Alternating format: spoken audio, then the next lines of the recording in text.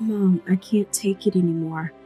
I'm having my entire salary taken away and am forced to live on $3 a meal per day. I'm so hungry I could die. One day, I was shaken by a call from my son, Felix, who was in tears. Such a near-starvation existence was unthinkable compared to his bachelor days. "What do you mean? Is Isabella sick and unable to cook? Why don't you just come home for now?" Isabella is Felix's wife, the daughter of his employer's president. Her family is naturally wealthy, and I had never heard of them being in financial trouble.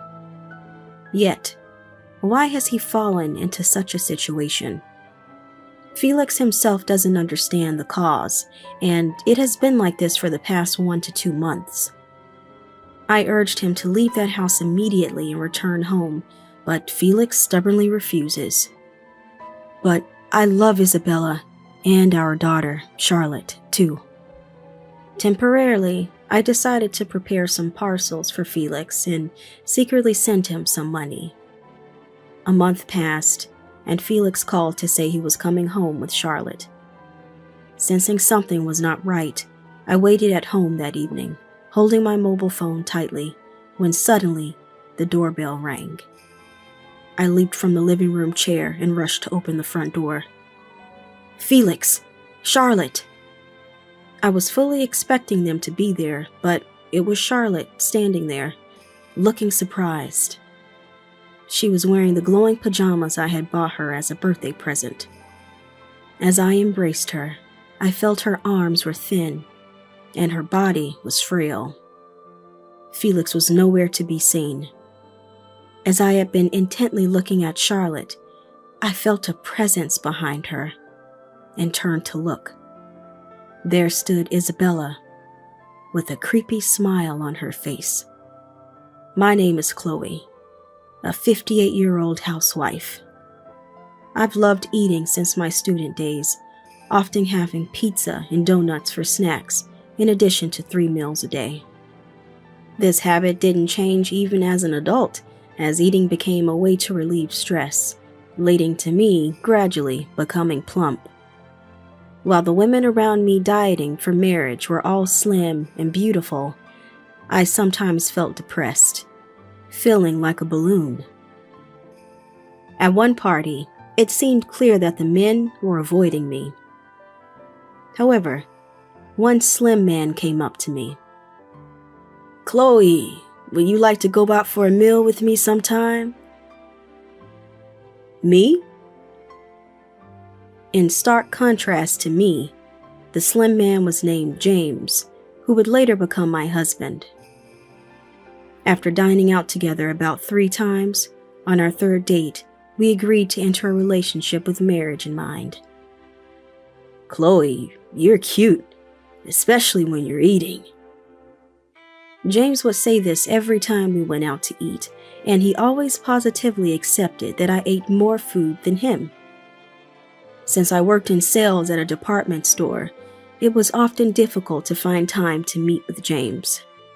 Nevertheless, James never showed any signs of annoyance and always arranged his schedule to fit mine. "I always feel bad about it," I murmured, but James shook his head. "It's okay. My company has a flex time system, so I can adjust my hours a little. Don't worry about it." He worked in an IT-related company, which was somewhat rare at the time. Though I didn't understand much about internet advertising creation or software development, his passion and expertise in his field looked very cool to me. Later, James and I got married, and I left my job to become a housewife and have a child. While I sometimes wonder if we should have spent more time just the 2 of us, the baby boy who was born was incredibly adorable. Believing that a child's name is the first gift parents can give, James and I spent a lot of time discussing it. "How about Felix?" Meaning happy. "It's a good name, isn't it?" "I like it. Felix. Let's name him Felix." We hoped he would be happy and make others happy too. Our son Felix grew up healthily and seemed to inherit my love for eating, becoming pleasantly plump. After graduating from college, Felix, like his father, joined an IT company and later transferred to the company where James worked. In that aspect, the two were similar, and at home, their conversations about work made me feel somewhat left out. "Dad, about this project in the new department I've been assigned to. That company can be a bit tricky, so it might be better to explain things to them as politely as possible." Being a housewife for so long, inspired by the working energy of the two, I considered starting a part-time job and began looking through job listings. However, I haven't heard such conversations between them for 5 years now, since Felix got married to a woman named Isabella shortly after changing jobs. She turned out to be the daughter of the president of Felix and James' workplace, leading Felix to become a son-in-law and move out. I can still vividly remember how happy they looked when they came to announce their marriage. Later, they had a daughter named Charlotte, and now they live in their own home, a little distance away from our family home. As they live somewhat far and can't visit often, I feel a bit lonely. However, I was delighted when Charlotte would call me via video on Thanksgiving and Labor Day. Occasionally, I also call Felix. "Hello, Felix? Charlotte's birthday is next month, right? I want to buy her something. Does she want anything?" "Thanks, Mom, but you really don't have to go out of your way." "But we haven't even met properly. She's turning 3, isn't she? How about some clothes?" Clothes? I'm not sure. Maybe she mentioned wanting pajamas with some cartoon characters on them?" His answer was vague, but I jotted it down on a piece of paper. When I was working at the department store, I often had customers looking for girls' pajamas with anime characters, and I would guide them to the section. The thought of now being on the customer side, going to buy it myself, felt oddly strange. Got it. Pajamas with a cartoon character. After the call, I immediately went out and bought them, even getting them gift wrapped for a birthday. However, feeling hesitant about imposing on my son's family, I decided to send it by parcel discreetly. I hope Charlotte likes it. Thinking this, my steps to the post office were a bit lighter, with a message card included. That evening, after James returned home for dinner, I told him about the birthday present I sent Charlotte. "The kids' pajamas these days light up. I hope she likes it." "Yeah, she probably will." "Oh, come on. You could show a little more interest in Felix and his family. He went off to become a son-in-law, didn't he? They're doing fine without us worrying." James responded nonchalantly, poking at his steak with his knife and fork. "There's still one thing that bothers me. It's that James refuses to engage with Isabella and her family. When asked why, they are too wealthy. It's intimidating," he says. "Sure, it's intimidating to deal with the boss of the company you work for, but it's odd to not engage at all. He didn't even show up for the marriage introduction, and to my knowledge, James and Isabella have never met face to face. Even when our granddaughter Charlotte was born, he only looked at her picture and disinterestedly said, 'Huh.' James's consistently indifferent attitude had me somewhat exasperated. Nevertheless, I occasionally call Felix to check in on them. That day, a heavy evening shower had cooled the air, and a refreshing breeze was blowing. As the rain stopped and I felt the hint of autumn in the slightly clearer sky, I called Felix. Felix, how's it over there? It's getting cooler in the mornings and evenings, but you're not catching a cold, are you? I'm fine, Mom. Aren't you worrying too much? Not just about you, but Isabella and Charlotte too. Oh, hey, how was the pajamas? Ah, she's actually wearing it right now. She seems to love the light-up pajamas. Hearing this, I felt a bit relieved. I'm glad I chose it. Tell them to come over for a sleepover sometime. All right, got it. I'll hang up now. Oh, wait, Felix, you're really doing okay? What? Yeah, I'm full of energy. Good, just checking. Nothing else, then. Good night. Felix said good night and hung up, but I was left slightly worried. His voice over the phone seemed somehow less lively than usual.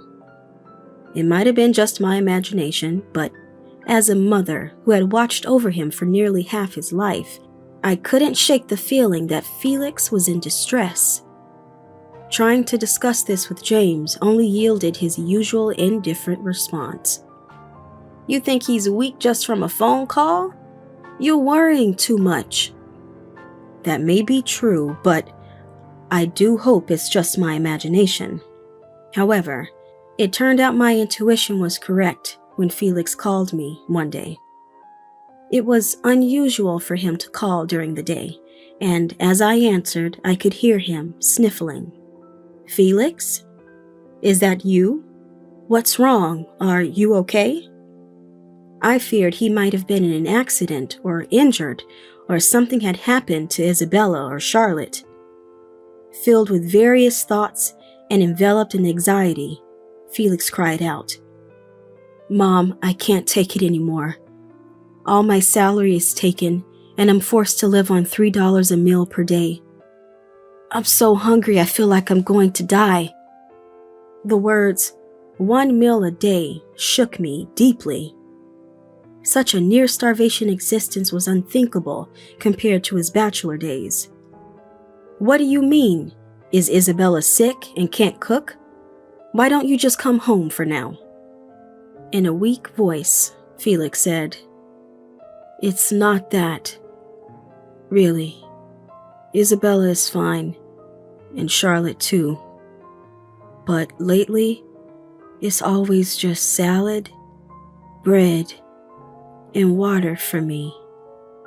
Even if it were a marital spat, this seemed far too severe. From what I gathered, the cause was unclear, and it had been like this for the past 1 to 2 months.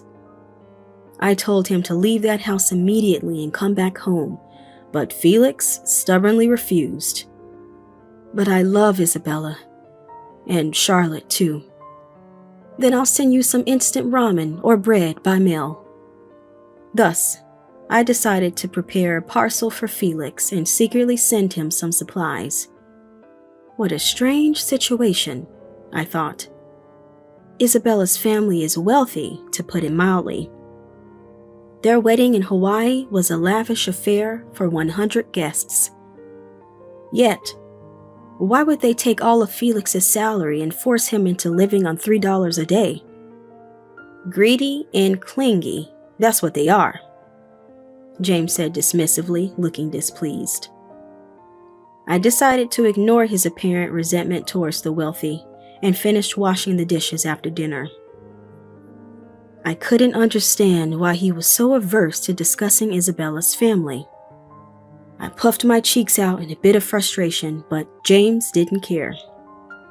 Lately, James had been complaining about being busier than usual due to a shortage of staff on a certain project. Thinking it must be tired, I took out the last 2 cups of ice cream from the fridge and handed one to him with a spoon. Let's eat these together. They're the last 2. Oh, nice. What flavor is this? Seeing the ice cream cups, James's eyes lit up. James and I discovered our mutual love for ice cream when we first moved in together. Reminiscing about those times while eating ice cream, we spent the night talking about work things happening at my part-time job, James's job, and our neighborhood. I continued to occasionally send packages to Felix, hoping for the day he would tell me it was no longer necessary, but there seemed to be no sign of improvement in his situation. A month after Felix's call, the days had become more comfortable, and the small kochia in the garden had turned beautifully, reaching its peak viewing time. I wondered how Felix was doing, and one evening, after spending the day with these thoughts, I received a call. "Hello? Felix? How's everything going lately?" I asked hastily, and Felix, sounding like he was running, answered between breaths. "Mom? Isabella has started limiting Charlotte's meals too. This is no joke. I've reached my limit, so I'm taking Charlotte and coming back home. We're on our way already." "What? You're on your way now? Wait, where are you? I'll come and pick you up." "It's okay. I'll be there soon." The call ended abruptly at that point. I could hear the constant sound of cars in the background, indicating he was near a major road. However, recklessly searching for them didn't seem wise, so I decided to inform James about the situation by calling him. But strangely, my calls didn't connect no matter how many times I tried. That's odd. He should be off work by this time. Maybe he can't answer because he's on the train. I left a text message hoping Felix and Charlotte would safely arrive. An hour passed since Felix's call with no word from James, and neither Felix nor Charlotte had arrived, leaving me overwhelmed with a sense of helplessness, despite all the lights being on in the room. Holding my mobile phone tightly, the doorbell unexpectedly rang. I jumped up from the living room chair and hurried to open the front door. "Felix! Charlotte!" I had fully expected to see them standing there, but it was Charlotte who stood there looking surprised, wearing the glowing pajamas I had bought her for her birthday. "Charlotte, are you alone? Where's Daddy?" Charlotte fidgeted nervously with her hands. Assuming she was nervous because she hadn't visited our house much, I squatted down and hugged her. "I'm sorry you've had it tough. It must have been hard." Only then did I realize how thin Charlotte had become. It was hard to tell in the dim light, and her slender body was hidden under long-sleeved pajamas. Charlotte wrapped her thin arms around my neck and buried her face in. "It's okay. It's okay. Did Daddy come with you?" "Well, Daddy and I were coming together, but, at the traffic lights, he fell down. And then, an ambulance was called because Mommy came too. Mommy had been following us secretly, so she called the ambulance." Charlotte explained as best she could.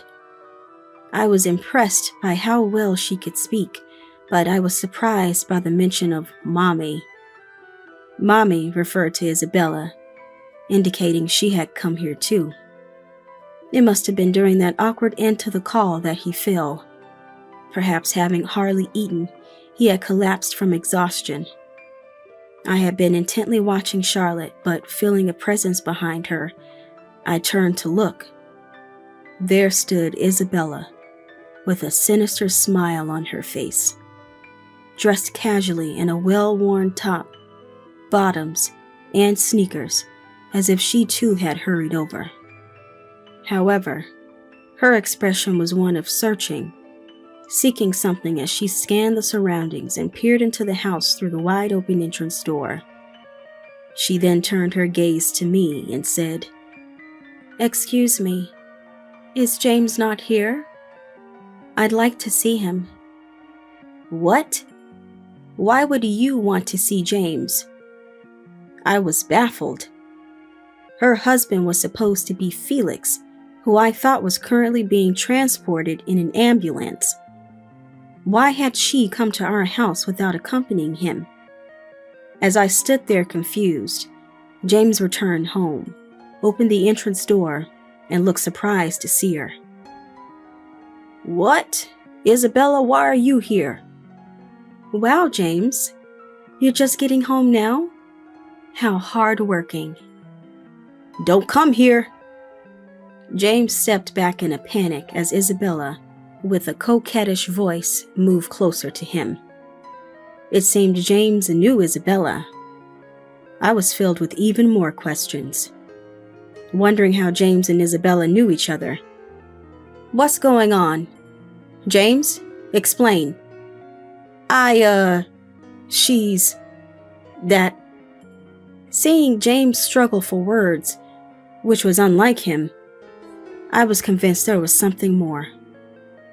Then Isabella, with a creepy smile, proudly began to reveal their relationship. "James and I were lovers before I met Felix.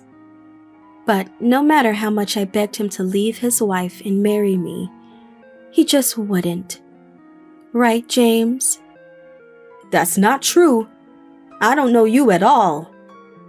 "Don't be shy now." So I thought, if I can't marry James, why not marry his son, Felix?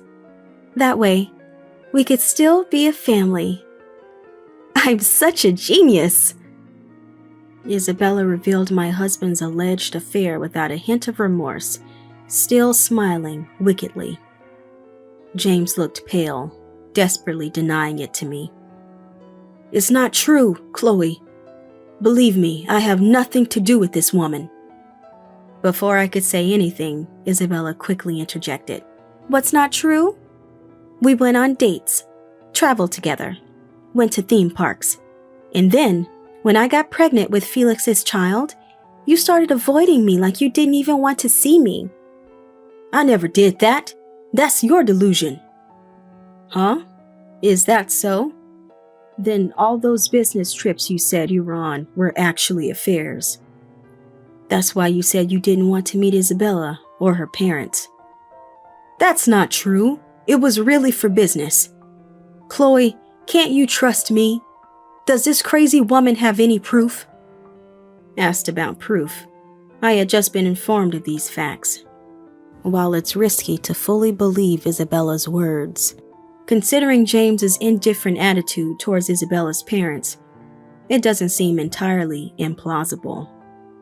The thought that her claims might be true was utterly disturbing. James seemed to have backed off after learning of Isabella's pregnancy, but Isabella herself probably continued to harbor feelings for him. Scary. James, it's terrifying that you're with such a person. Divorce her and be with me. I've always thought only of you. She said this, inching closer to James. "Whoa, stay away. The most important person to me is Chloe." I was speechless at my husband's conveniently timed declaration of loyalty. Divorce seemed inevitable. "And Chloe, you've been meddling too much." "What do you mean?" "You've been sending money to Felix, haven't you? Despite intentionally taking his money and not letting him eat. Because you see, Felix's face resembles James, and I thought if he lost weight, he'd look even more like him." The absurdity of her reasoning, that my son had been driven to his limits for such a petty reason, made my hand shake with anger. Even more astonishing was that Charlotte's dietary restrictions were also because her face resembled Felix's, or rather James, and Isabella wanted to make her lose weight for that reason. "So, I was planning to tell you to stop the unnecessary support." "You're insane." I was on the verge of lashing out at her when the entrance door opened. It was Felix. He looked somewhat thinner than the last time I saw him a few months ago, which caused a moment of hesitation. But his voice confirmed it was indeed Felix. "Felix, I heard you were taken away by an ambulance. Are you okay? I'm fine now. I rushed out to show this to you and Dad, Felix said, pulling an envelope from a bag he was carrying. I took it, looked inside, and found numerous photos of James and Isabella in compromising situations. What is this? I was speechless and fell to my knees. The sheer amount of blatant evidence almost brought tears to my eyes. I wanted to believe in James, but it seemed impossible. Mom, I'm sorry for keeping quiet, but I wanted to believe in Dad. I realized Dad and Isabella were having an affair when we started preconception care. I was happy when the child was conceived, but Felix then produced another envelope. I was honestly hesitant to confirm this. I took the envelope and looked inside. It contained the DNA test results for Charlotte. Felix, feeling that the child growing up didn't seem like his own, had the DNA tested without telling Isabella. Seeing the results, I couldn't believe my eyes. The results showed that Charlotte was not Felix's child, but James's and Isabella's. Meaning, Charlotte was not my granddaughter, but Felix's half-sibling. James, looking shocked, asked us, What's happening? Felix, what is that? I collected evidence of your affair with Isabella. And not just that.